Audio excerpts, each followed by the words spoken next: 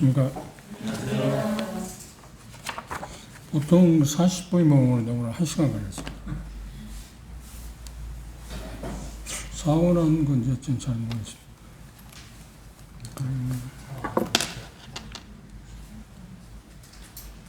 고린도후서 1장 지난주에 의해서 계속 1장 부분을 생각해 봅시다. 고린도후서 1장 1절부터 11절까지 한 절씩 읽겠습니다. 읽어가면서 유로라는 말이 몇 번 나오는가 한번 더 확인합시다. 고린도후서 1장 1절 제가 먼저 읽겠습니다.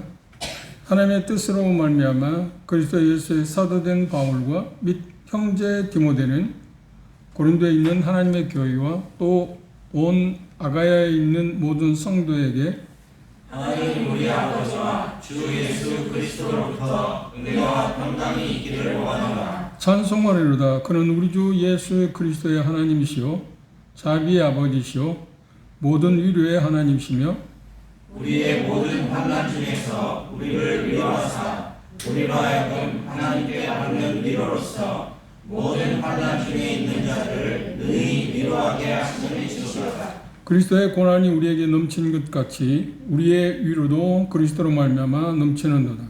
우리가 환난 당하는 것도 너희가 위로와 구원을 받게 하는 것이요 우리가 위로를 받는 것도 너희가 위로를 받게 하려는 것이니 이 위로가 너희 속에 역사하여 우리가 받는 것 같은 고난을 너희도 견디게 하느니라. 너희를 위한 우리의 소망이 견고함은 너희가 고난에 참여하는 자가 된 것 같이 위로에도 그러한 줄 압니다. 형제들아, 우리가 아시아에서 당한 환난을 너희가 모르기를 원하지 아니하노니 힘에 겹도록 심한 고난을 당하여 살 소망까지 끊어지고 우리 마음에 사형 선고를 받은 줄 알았으니 이는 우리로 자기를 의뢰하지 말고 오직 죽은 자를 다시 살리신 하나님만 의뢰하게 하심이라. 그가 이같이 큰 상황에서 우리를 건지셨고 또 건지실 것이며 이후에도 건지시기를 그에게 바라라. 11절 함께 너희도 우리를 위하여 간구함으로 도우라. 우리가 많은 사람의 기도로 얻은 은사를 많은 사람도 우리를 위하여 감사하게 하라.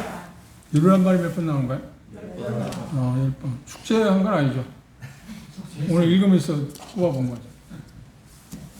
거죠. 지난 시간에 서론을 이야기했고 계론적인 부분을 이야기했고 하나님께서 하나님의 자녀들에게 고난을 허락하시는 이유를 첫 번째를 생각했습니다. 첫 번째 항목을 우리가 생각해 봤습니다. 우리가 갖고 있는 믿음이 진짜인지 아닌지 우리로 하여금 스스로 확인해 볼 수 있도록 하기 위해서 하나님께서는 우리를 테스트해 본다. 그러니까 고난과 시련을 통해서 테스트한다고 이야기합니다. 두 번째 오늘은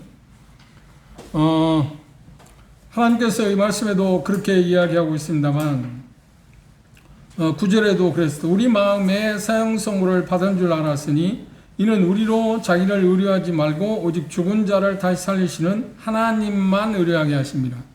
시련을 말미암아 더는 세상을 의지하지 않고 의뢰하지 않게 하기 위해서 우리에게 하나님의 시련을 허락하신다고 하는 겁니다.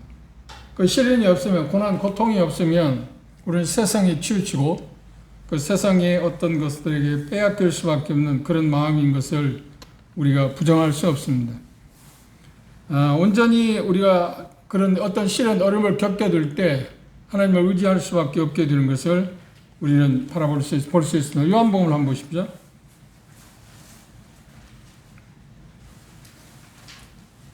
요한 6장 말씀입니다.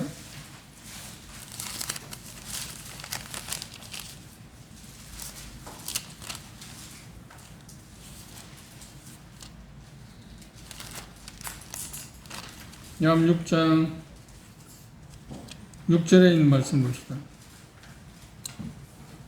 오병이의 기적에 대해서 이야기할 때 예수님이 이렇게 말씀하시면 그러니까 무슨 이야기냐면 빌립에게 예수께서 눈을 들어 큰 무리가 자기에 오는 것을 보시고 빌립에게 이르시되 우리가 어디서 떡을 사서 이 사람들을 먹게 하겠느냐 하시니 이렇게 말씀하시면 친히 어떻게 하실 것을 아시고 빌립을 뭐라고 시험코자 하십니다.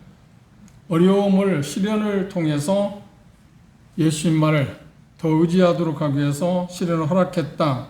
하나님께 예수님에게 모든 자원이 그분에게 있다고 하는 것을 우리가 한번 깨닫도록 하기 위해서 그렇게 주님께서 허락하셨다고 하는 것입니다.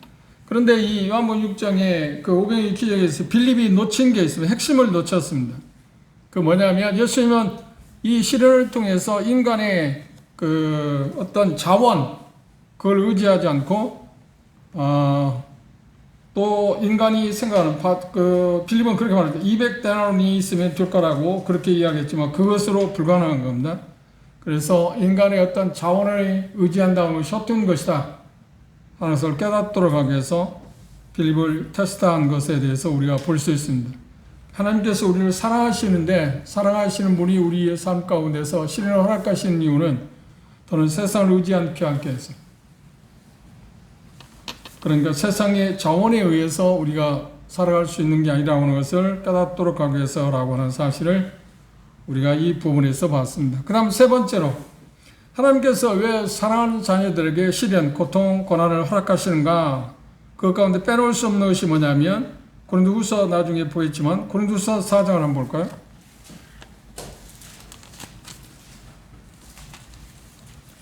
위로라고 하는 말과 관계된 개략적인 것을 지금 우리가 생각하고 있습니다. 고린도후서 4장 17절 18절에 보시면 우리의 잠시 받는 환난에 경한 것이 지극히 크고 영원한 영광이 중한 것을 우리에게 이루게 함이니 우리의 돌아보는 것은 보이는 것이 아니요 보이지 않는 것이니 보이는 것은 잠깐이요 보이지 않는 것은 영원함이니라. 이 말씀의 의미는 무엇인가요? 천국의 소망을 갖기 위해서 우리에게 시련을 허락하신다고 하는 것이 이 말씀에 대해서 이야기하고 있습니다. 우리가 지고 있는 짐, 우리가 당하고 있는 어떤 시련들, 아픔, 그런 고통, 그것이 크면 클수록 뭔가요? 천국에 대한 소망이 커지고 그것을 기대하는 것이 어쩔 수 없습니다. 우리의 삶 가운데 그런 경험이 많지 않나요? 순리적으로 세상을 살아가면서 일들이 잘 풀리면 하늘나라에 대한 천국, 우리의 본향에 대해서 그렇게 관심이 별로 없습니다. 우리 마음 가운데 그런 쪽에 자극을 주지 않습니다. 근데 우리가 시련을 겪게 되면, 많은 어려움을 겪게 되면 자연스럽게 하늘나라에 대한 소망을 갖게 되고 빨리 그 나라에 갔으면 생각하게 되고, 그뿐만 아니라 그렇게 기도하지 않나요? 그걸 통해서 우리는 시련이 우리에게 주는 커다란 일종의 하나의 복이라고 이야기할 수 있습니다. 천국의 소망을 갖게 하기 위해서 하나님께서 우리 사랑하는 우리들에게 시련을 허락한다.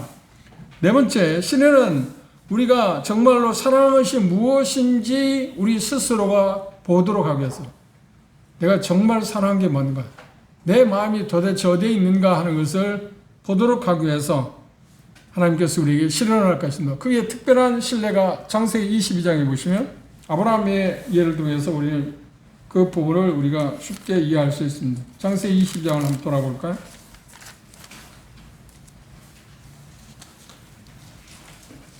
오늘 이 8가지 사항은 우리의 삶 가운데서 항상 기억하고 살아가는 것이 필요할 거라고 생각합니다. 신을 우리가 허락하시는 이유는 정말 우리가 사랑하신 무엇인지를 보여주기 위해서, 우리 스스로도 알고 또 하나님께서 그것들에 대해서 우리에게 인지시키기 위해서, 창세기 22장 1절에 보면 그 일 후에 하나님이 아브라함을 시험하시려고 그를 부르시되 아브라함아 하시니 그가 가로되 내가 여기 있나이다. 여호와께서 가로시되 내 아들 내 사랑하는 독자 이삭을 데리고 모리아 땅으로 가서 내가 내게 지시하는 한 산 거기서 그를 번제로 드리라. 하나님께서는 이삭을 백성에 얻게 하셨잖아요. 그리고 이삭을 통해서 하나님 복을 주시겠다고 말씀하지 않았나요? 그런데 이삭을 번제로 드리라고 할 때 이건 정말 깜짝 놀랄 이야기죠. 그래서 종종 어떤 사람은 그렇게 말합니다. 이 장면을 보고 하나님은 우리를 놀라게 하시는 분이다. 그래서 놀라게 하긴 해요. 놀라게 하시는 이유가 뭔가요? 그렇지, 아브라함의 마음이 도대체 하나님에게 있는지 어디에 있는가 하는 것을 스스로도 보고 하나님도 그것을 보고 싶어서 그렇게 하셨다고 하는 것을 우리가 쉽게 생각할 수 있습니다.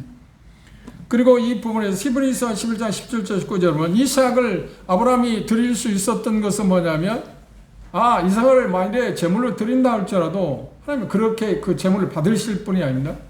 그러나 재물을 드린다 할지라도, 그러니까 이삭을 죽인다 할지라도 그를 다시 살리실 거라는 믿음이 있었다. 그러니까 참 놀라운 믿음입니다. 그렇죠? 그걸 히브리서에서 그리고 로마서 4장에서도 그 부분에 대해 이야기하고 있습니다. 그리고 이 시험을 마쳤을 때 하나님이 아브라함이 뭐라고 말씀하신가요? 그래, 이제 네가 정말 나를 경외하는 줄 알았다고 이야기하고 있습니다. 그렇죠? 22장 12절 보십시오. 사도가 가라사대 그 아이에게 내 손을 대지 말라. 아무 일도 그에게 하지 말라. 내가 내 아들 내 독자라도 내게 아끼지 아니하였으니 내가 이제야 내가 하나님을 경외하는 줄 아노라. 그 하나님을 경외하지 않았나요? 경외했습니다. 그런데 이 말씀은 무슨 이야기냐면 이삭보다도 하나님이 약속한 것보다 하나님 자신을 신뢰했다. 하나님을 정말 사랑했다. 그게 이 테스트한 시련을 통해서 우리의 마음이 도대체 어디에 있는가, 무엇에 관심을 쏟가 있는가 하는 것을 절실히 보게 하기 위한, 긍정적인 면에서는 하나님을 우리가 정말 사랑하고 있구나 하는 것을 볼 수 있도록 하기 위해서 이런 시련을 허락하신다.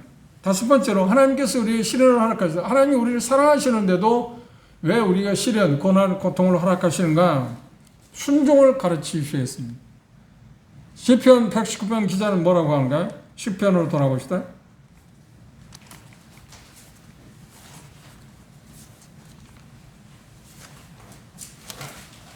시편 119편 67절을 보시면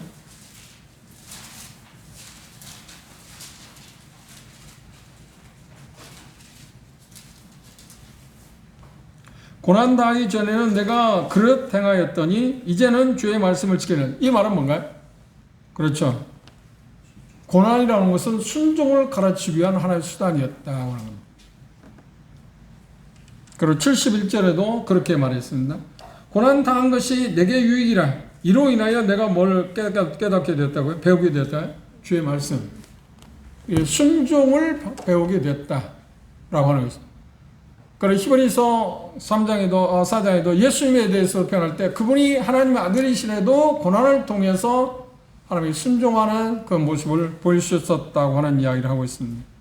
시련은 순종으로 가도록 하기 위해서, 이끄시기 위해서 사용하시는 방법이다 라고 이야기했습니다. 여섯 번째로 하나님이 우리를 사랑하심에도 불구하고 시련을 우리에게 허락하시는 이유는 하나님의 긍휼하심, 하나님이 얼마나 크시고 우리를 자비로운 분인가, 은혜로운 분이신가를 우리에게 드러내 주시기 위해서 그렇다고 하는 것. 시편 63편을 보십시오.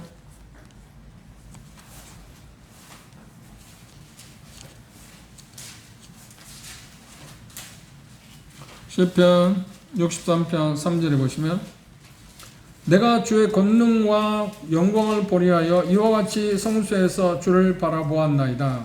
여기 표현 가운데서 뭐라고 이야기냐면 그가 어려운 상황이 있을 때 오히려 더 뭘 봤다고요? 하나님의 인자하심, 긍휼하심을 볼 수 있었다고 이야기하고 있습니다. 우리가 그런 부분에 대해서 마음 가운데 생각하는 게 필요할 것입니다. 이사야서 49장을 한번 가봅시다.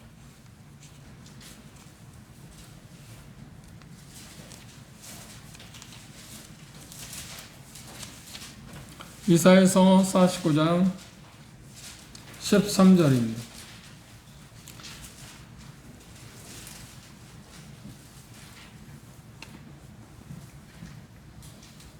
하늘이여 노래하라, 땅이여 기뻐하라, 산들이여 즐거이 노래하라. 여호와가 그 백성을 위로하였은즉 그 고난당한 자를 긍휼히 여길 것이다. 그렇죠. 고난을 통해서 하나님의 긍휼이 얼마나 놀라우신가, 큰가, 자비로우신가 하는 것을 보이시겠다고 이야기했습니다. 51장 12절에도 같은 내용이 나와 있습니다. 그 다음 일곱 번째로 하나님께서 우리를 사랑하시는데 그런 하나님의 자녀들에게 시련을 허락하시는 이유가 뭐냐? 우리를 더 굳게 하기 위해서, 연단시키기 위해서 우리에게 고난을 허락하신다고 이야기했습니다. 우리는 이미 야고보서를 공부할 때 그 부분을 봤습니다. 야고보서를 한번 보시는가? 다시 한번 복기해 보도록 합시다. 야고보서 1장입니다.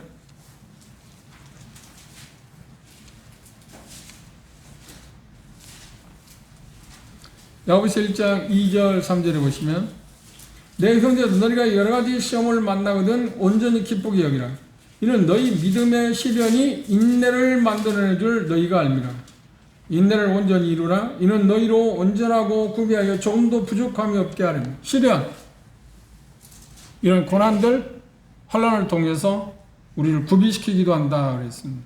여기 표현하고 있는 것은 시련을 우리로 하여금 굳세게 하기 위해, 더 유익하게 해서 견고한 사람으로 만들기 위해서 시련을 통해서 연단될 수 있다. 연단이라는 표현을 써서, 연단이란 말은 연금술사들이 사용하는 말로서 그 순금을 재련하는 그런 과정에서 나온 말입니다. 이게 100%, 99.9% 24K라고 하잖아요. 그걸 만들기 위해서 또 온도를 높이고 해서 불순물을 제거, 순금을 재련하는 것처럼 연단을 통해서, 시련을 통해서 우리를 그렇게 연단시킨다고 하는 표현을 했습니다. 그렇다면 시련은 우리에게 복인가요? 아닌가요? 그렇죠. 우리를 사랑하지 않아서가 아니라 사랑하기 때문에 허락하신다고 하신다고 하는 것을 기억하셔야 합니다. 그 다음 끝으로 8번째, 시련을 겪는 사람들, 그러니까 우리에게 시련을 겪게 될 때, 어떤 어려움을 겪게 될 때 그와 같은 형편이 있는 사람을 어떻게 하기 위해서요? 위로하기 위해서다. 이 본문에서 지금 고린도후서에서 다음 시간에 우리가 볼 것입니다만, 바울 사도가 그런 수많은 어려움들을, 시련들을, 고난, 고통, 환난을 겪게 됐는데 그 이유가 뭐냐고 하면 위로하기 위해서, 그런 상황에 있는 사람들을 위로할 수 있게 하기 위해서. 우리는 어떤 상황에 대해서 경험한 사람이 그런 비슷한 상황에 있는 사람에 대해서 위로하는 거고, 경험하지 않고 위로하는 건 전혀 다르지 않나요? 그렇죠? 쉽게 표현해서 내가 어떤 암에 걸렸다. 그래 치료를 받았다. 암에 대한 문제 때문에 어려움을 겪었는데 그 문제에서 해결함을 받았다. 벗어나게 됐다. 그런 사람들은 그 암의 어떤 그 종려상하시 암 환자에 대해서 어떤 말을, 똑같은 말을 한다고 저는 어떤 게 돼요? 위로가 되지 않아요? 왜냐하면 경험에서 한 거예요. 시련을 겪었기 때문에 그렇습니다. 그래서 표현하면서 고린도후서에서도 우리가 다음에 볼 것입니다. 바울 사도가 그런 수많은 어려움을 겪었던 이유는 여기 표현 가운데 뭐냐면, 그렇지, 너희들이 그런 어려움을 겪게 될 때 여러분들에게 진정한 위로가 되게 있어라고 표현했습니다. 그렇다고 하면 결론적으로 중요한 것은 무엇인가요? 우리가 시련을 통해서 시련, 환난, 고난, 어려움들, 그런 것들이 우리에게 필요한 것인가요? 필요하지 않은 것인가요? 필요하다. 그리고 그런 것들 올 때마다 이런 그 의미 때문에 그런 내용을 하나님께 갖고 계셔서 우리에게 시련을 허락한다는 것을 기억해야 합니다. 누가복음을 한번 참조해 볼까요? 시련은 우리를 위로할 수 있게, 다른 사람을 더 위로할 수 있게 하게 한다고 하는 가운데 빼놓을 수 없는 것이 하나 있습니다. 누가복음 22장을 보십시오.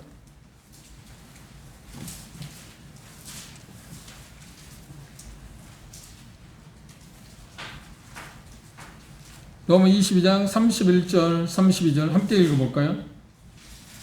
31절, 32절입니다. 시작.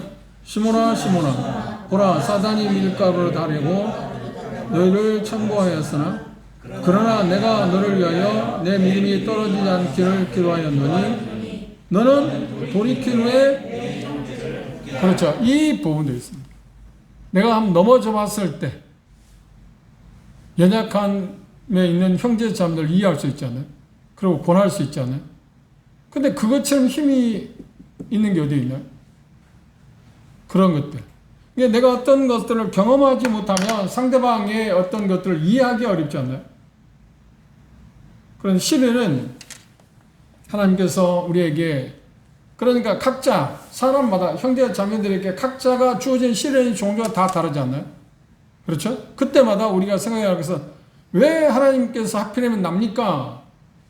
뭐가 문제가 있나요? 아니면 하나님이 나를 사랑하지 않아서인가요? 그렇게 표현하기보다, 그런 생각보다는, 그렇지, 오늘 이야기한 8가지를 생각하면서, 이걸 통해서 하나님께서 이 시련, 고난, 환난을 통해서 하나님께서 뭘 저에게 가르쳐 주기를 원하는가 하고 물어보는 게 필요하잖아요. 그러면 이 8가지 내용 가운데 하나가 들어갈 것입니다. 그래서 그때 우리는 그것을 인해서 감사하고 또 하나님을 찬양할 수 있습니다. 그런데 그것들 가운데 여러 이야기했지만 그 중에서 많은 것들이 뭐냐면 우리가 시련을 통해서 새로운 것을 배우게 됩니다. 그리고 빼놓을 수 없는 것이 본문에서 고린도후서에서 보면 시련을 통해서 수많은 어려움을 겪게 됐을 때 그 어려움을 겪는 사람을 붙잡아 줄 수도 있고 위로할 수 있다. 권할 수도 있다.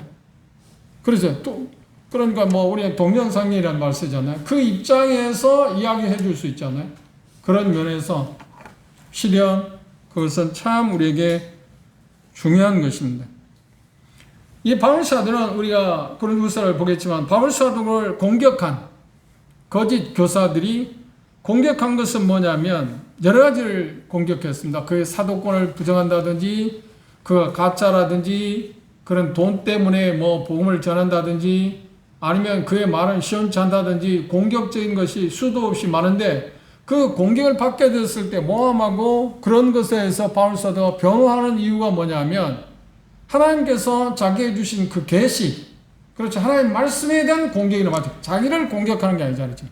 하나님이 자기를 사도를 세웠는데 사도가 아니다 그러니까 자기를 세운 그 하나님에 대한 공격이잖아요. 이게 자기에 대한 공격보다는 자기를 세우신 그 하나님에 대한 공격이라고 생각했어요.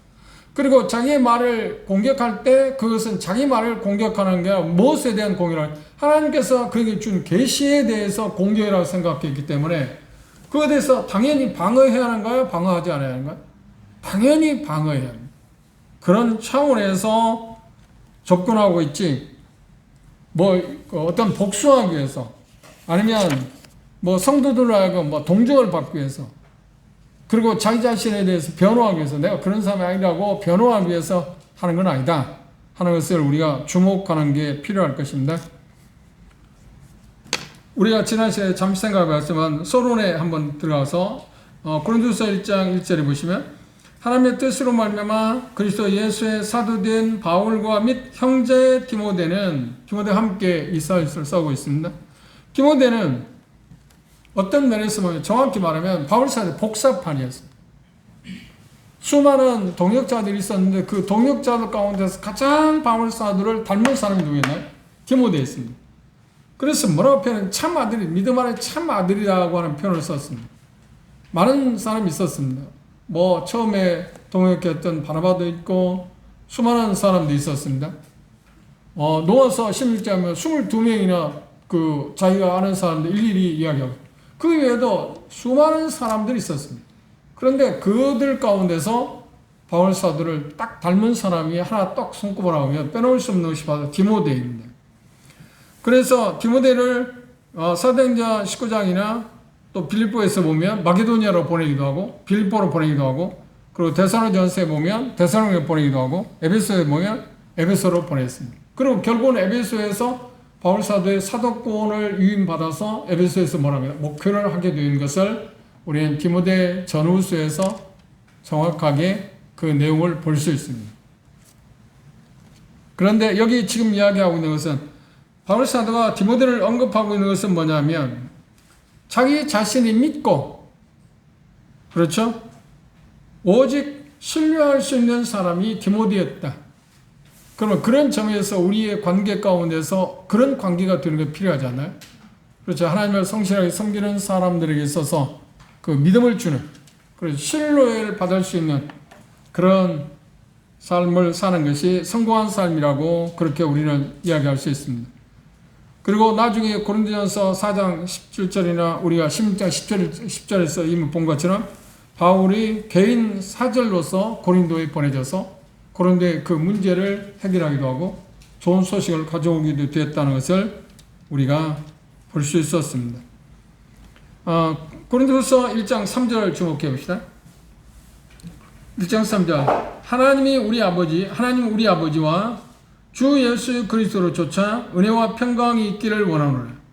찬송하나이다. 그는 우리 주 예수 그리스도의 하나님이시오 자비의 아버지시오 또 뭐라고 그랬나요?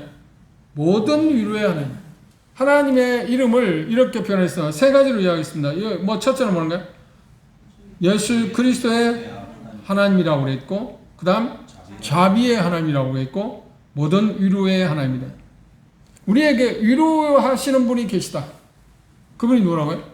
위로의 하나님, 위로의 하나님이 계시다. 이건 대단히 우리에게 있어서 정말 축복이 아닐 수, 복이 아닐 수 없습니다. 에베소 1장을 보십시오.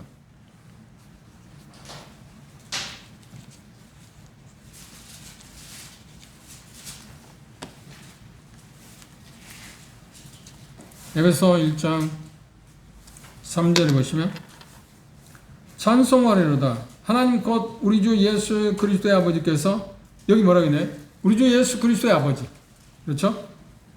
그리스도 안에서 하나님에 속한 모든 신령한 모으로 우리의 복을 주시되 곧 상세 전에 그리스도 안에서 우리를 택하사 우리로 사랑 안에서 그 앞에 거룩하고 흠이 없게 하시려고 그 기쁘신 뜻대로 우리를 예정하사 예수 그리스도로 말미암아 자기 아들들이 되게 하셨다. 그러니까 이게 지금 우리를 위로하시는 그 내용 가운데 빼놓을 수 없는 것이 거기 나와 있습니다. 그 다음 베드로전서 한번 보십시다.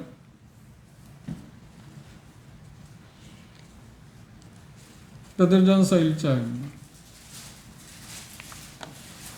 3절입니다. 베드로전서 1장 3절에도 찬송하리이다 우리 주 예수 그리스도의 아버지 하나님.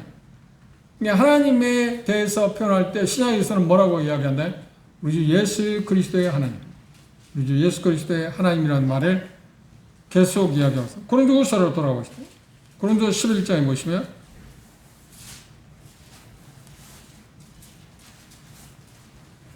고린도후서 11장 31절입니다.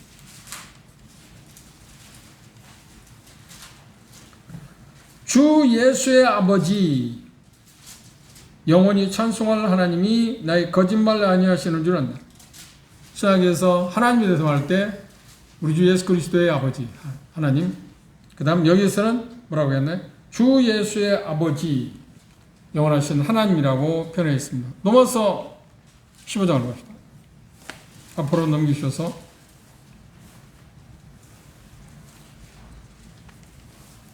6절입니다.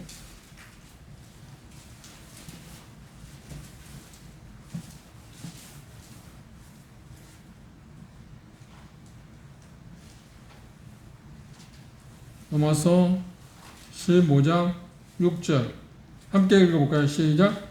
천만과 한 입으로 하나님 곧 우리 주 예수 그리스도의 아버지께서 영광을 돌리게 하여. 그렇지.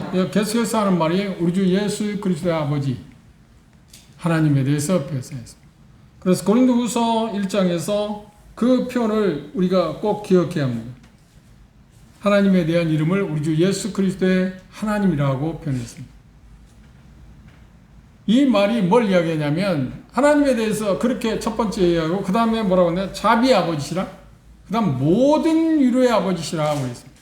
그 말은 뭔가 우리에게 진정으로 위로를 해줄 수 있는 유일한 분은 누구라고요? 곧 예수 그리스도시다고 하는 말이에요. 같은 말이니까. 그렇죠? 예수 그리스도를 통해서.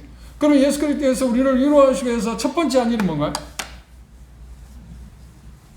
우리를 위로하시기 위해서 그분과 관계를 맺어야만 그분이 우리를 위로할 수 있지 않나요? 첫 번째 한 일이라면 구원으로부터 시작했습니다. 에베소에서 이야기한 것처럼. 그렇죠? 창세전에 택하고 예정해서 그리스도의 것으로 하나님께서 우리를 부르셨다고 하는 것, 그것이 위로의 시작입니다. 모든 복의 시작입니다. 그런데 우리 중요한 것은 뭐냐면 우리를 위로하신 분이 계시다. 우리를 위로하신 분이 계시다. 그럼 우리가 위로가 필요한 때는 언제인가요? 힘들 때 아닌가요? 힘들 때. 그러니까 위로라고 하는 말하고 같이 가는 말이 뭘까요? 격려, 용기를 북돋아준다, 세워준다, 그렇죠? 굳세게 해준다, 그런 의미가 포함되어 있습니다. 내포되어 있습니다. 그분이 내게, 우리에게 있다. 바울 사도는 그렇게 표현했습니다. 하나님에 대해서 이야기할 때 위로의 하나님, 모든 위로, 모든이라고 하는 말은 모든 뭔가요? 그렇죠. 어떤 상황에서 어떤 시련에서든지 우리를 위로할 수 있는 유일한 분이 계시다고 하는 것을 그렇게 표현했습니다. 좀 더 계속 보십시오. 4절, 우리의 모든 환난 중에서 우리를 위해서. 그런데 이 모든 환난 중에서 바울사 당한 그 모든 환난 중에서 그분을 위로하셨던, 굳게 붙잡아 주셨다, 격려해 주셨다, 용기를 주시던 그 하나님이 우리에게도 어떤가요? 우리에게도 동일하게 위로하실 거다. 여러분에게도 동일하게 그런 위로를 할 거다. 우리에게 이 위로자가 있다는 것은 우리에게 얼마나 큰 복인가요? 그분이 누구인가요? 뭐 힘도 없고 뭐 별 볼 일 없는 사람이 우리를 위로한다 하면 뭐 그 어떤 어려움이 있을 때 그것들을 견뎌내게 한다든지 도울 수 있는 힘이 한정되어 있잖아요. 그런데 우리를 위로하신 그 하나님, 우리를 위로하시는 모든 위로의 하나님이신 예수 그리스도, 그분은 어떤 분인가요? 그렇죠. 전능한 분 아닌가요? 광대하시다고 하는 시편 기자는 그분에 대해서 표현할 때 광대하시다, 하나님 광대하시다, 그 표현은 뭐 어떤 것으로도 측정할 수 없이 크다. 그러면 그분의 광대하신, 그분이 크신 분이라고 표현할 때 모든 위로에 환란에서 우리를 위로한다 할 때 어떤 환란도 그분을 넘어설 수 없다. 그러니까 모든 환란은 그분의 손 안에 있고 그 조정하고 있다. 섭리 가운데 있다. 그래서 우리가 그 하나님을, 우리의 모든 위로의 하나님을 우리가 바라보게 될 때, 우리가 시련을 겪게 될 때 어떤가요? 견딜 수 있잖아요. 그리고 직접적으로 여러 가지 합당한 그런 방법을 통해서 우리를 어떻게 할까요? 위로하시는 분이니까. 구체적으로 어떻게 위로할 것인가 하는 것은 차후에 바울 사도의 그 여러 가지 환난을 겪게 될 때마다, 그때마다 하나님이 어떻게 위로하셨는가 하는 것을 생각해 보겠습니다. 그런데 여기 보면 극단적인 게 하나 있습니다. 8절. 형제들아, 우리 아시아에서 단 환난을 너희가 알지 못하기를 원치 않네. 이 아시아라는 말은 에베소 지역을 가리킵니다. 일반적으로. 알지 않기를 못하기를 알지 않기를 원한다. 힘에 지나도록 심한 고생을 받아 살 소망까지 끊어졌다. 우리 마음에 사형선고를 받은 줄 알았다. 이는 우리로 자기를 의뢰하지 않고 오직 죽은 자를 다시 살리신 하나님을 의뢰하게 하려 함이라 그랬어. 그가 이같이 큰 사망에서 우리를 건지셨고 또 건지시려 또한 이후에 건지시를 그를 의지하여서 바란다. 그러니까 우리 인생에서 가장 큰 환난이 뭔가요? 삶에서 죽음 아닌가요? 죽음보다 더 무서운 건 없잖아요. 힘 있는 건 없습니다. 그런데 그런 상황에서도 바울 사도를 세우셨다, 건지셨고, 건지실 거고, 앞으로도 또 그런 일이 있을지라도 건지실 거라고 말씀하고 있는데, 그건 우리가 그 하나님을 생각하게 되면, 그 주님을, 우리를 구원하시는 그분을 생각하면, 그 모든 위로의 하나님을 우리가 생각하면 어떤가요? 우리는 좀 어떤 어려움을 겪게 될 때, 환난이나 시련을 겪게 될 때 우리가 좀 견뎌낼 수 있지 않나요? 그럼 그때마다 하나님이 힘을 주셔서 그걸 감당하게 하실 거라고 약속도 하셨잖아요. 그런 부분들을 우리 마음 가운데 생각하고, 오늘은 하나 꼭 기억할 것은, 하나님이 어떤 분인가? 모든 위로의 하나님, 우리를 위로하시는 분. 그 부분에 대해서 구체적으로 다음 시간에 생각해 보도록 하겠습니다. 오늘은 특별히 하나님 우리를 사랑하시는데 시련, 환난, 그리고 고난, 고통을 우리가 허락하시는 이유가 무엇인가라고 생각합니다. 그 가운데서 하나님께서 우리에게 그것들을 허락하시는 이유 가운데 빼놓을 수 없는 것이면 위로와 지금 연관되어 있는 겁니다. 관련이, 위로와 전혀 딴판이 아니잖아요. 그죠? 그럼 환난을 통해서 하나님께서 여러 가지 방법에서 우리를 그렇게 도우시는 이유는 뭐냐면, 도우신다고 해서 뭘 말해?